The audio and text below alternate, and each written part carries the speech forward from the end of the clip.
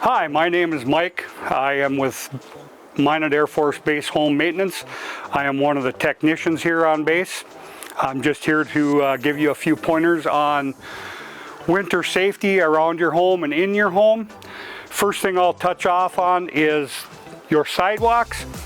Your sidewalk from your driveway over to your front door is your responsibility to make sure that it is clean at all times, so that if we or anybody needs to access your home for an emergency, for a work order, fire department has to come, ambulance has to come for any emergency, we don't have to fight with it. So make sure you keep your sidewalks clean. The other thing is ice melt. If you do have ice on your steps, put ice melt down. Ice melt you can get over at the maintenance shop at the self-help. Just come in. All right, one more thing we want to touch on here as far as the driveway and the sidewalk. Always keep your garage door clear of all of the snow.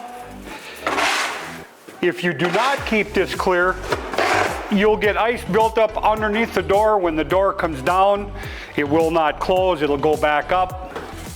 Okay, and then the last thing that we want to touch on outside, I swear this is the last thing. Always want to make sure that your gas meter is open. If it becomes blocked, it will impede the flow of gas into your home. So always make sure that that is open. If there is an emergency and you need to turn gas off for any reason, right down here by my right hand is a little post. Spin that and that will shut the gas off to the whole home. So now we're inside the home, and I'd like to touch on the windows. Always make sure your windows are down and they're locked. So what we have here, this is what we call a watchman. And what this does is this little cube here, if you're going to leave town, you want to get one of these from leasing. This little cube is set up for 35 degrees. If your heat goes out in your home and gets to 35 degrees, this light will come on. And as you can see, it's a very bright red light. It will shine outside so that everybody knows your heat is off and to call maintenance and let us know. The next thing I want to touch on is the heat runs. And in every bedroom, in every room, you will have grills that look like this. Make sure they are in place and open. Do not ever put any furniture or boxes or anything over the top of these. If you do, your room will be cold. This is called a cold air return. There'll be some on the ceiling. There'll be some on the wall down towards the floor. Always make sure those are open. If you don't have any air going out of your room, you can't have any air coming into your room. Okay, and now what I want to touch on, one of the most important things for the winter, is your furnace filter. On this particular house, you'll have one that looks like this. You want to pull this out, lay it to the side. This particular furnace has two filters in it. You'll pull them out. As you can see, this one is a little bit dusty, dirty, not too awful bad. You always want to make sure that those are clean. If you have a pet in your home, I recommend you replace it every month, 4 weeks. At least check it.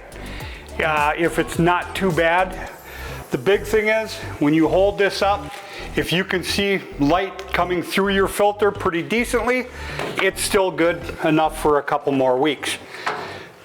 If you have a pet in your home, no more than 6 weeks. Always replace them at a 6-week period. The one thing on these filters that you want to look at, if you look at the edge, there will always be an arrow. That arrow tells you which way the air needs to go through the filter.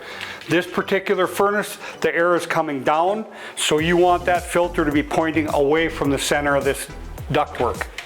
If you need filters, all you need to do is come to the self-help desk, tell them what size you need. This particular one is a 14 by 20. This does take 2 filters in this one. Most of the rest only take 1.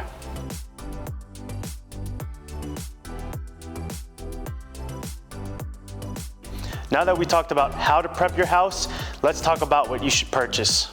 First, you want to make sure that you can provide power to your house. And the way to do that is purchase a generator.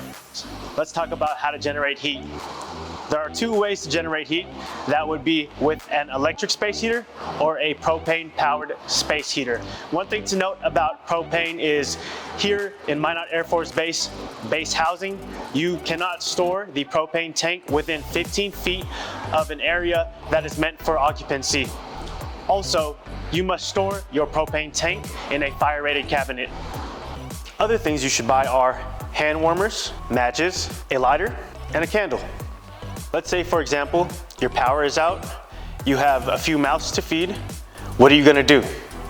Here is a propane-powered stove. And what's a stove without food? Things you should buy are non-perishable foods, such as canned soups, canned meats, which leads me to my next topic. You wanna make sure that you have food for your kids, and you also wanna make sure that you buy pet food. You wanna make sure that you have enough water for your family, a serviceable flashlight available, a first aid kit, and medications that your family might need.